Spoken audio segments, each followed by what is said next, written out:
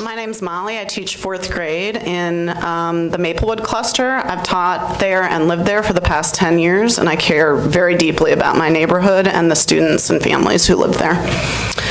Standards-based learning does not really align with the way kids think and the way they learn. Standards-based testing assumes that kids learn in a linear, stair-step fashion, which would follow like this. Teacher knows the assessment, teacher plans lessons for mastery of such an assessment, student learns through the progression of such lessons, student takes assessment to indicate where the teacher failed to teach correctly, begin again. Historical theories of teaching and learning from greats such as Piaget and Vygotsky suggest that childhood and brain development play a much larger role. The zone of proximal development suggests that kids aren't going to understand a concept until they are developmentally ready. It doesn't matter how good the teacher is, it doesn't matter how the information is presented.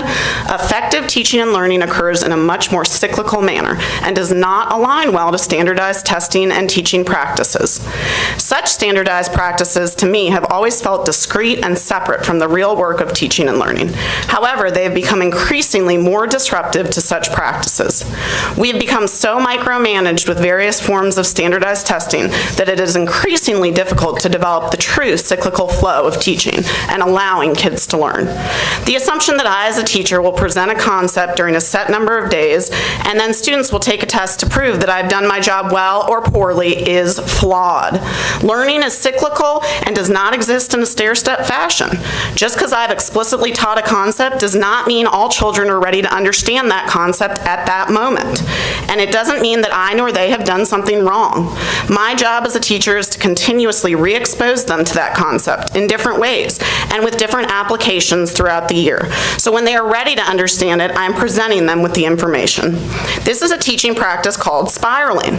Depending on where a child is in their development, sometimes they need to go backwards before they go forwards. Sometimes they're only ready to understand a previously taught concept in the context of a new concept.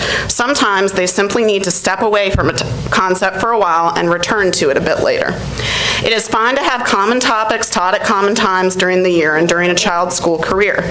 Yet what is very problematic for me this year is that there seem to be two separate tracks of teaching. The first is authentic, differentiated teaching and learning that allows for different kids to arrive into their understanding of concepts in different ways and at different times. The second is a rigid, inauthentic, and standardized process that consists of teach, test, criticize, and punish. This creates a very harmful culture for both students and teachers. I used to be able to protect my students from this, but have found it increasingly difficult to continue to do so. Over-testing is rendering it quite impossible to teach in the way that I know is right. Thank you so much, Ms. Handler.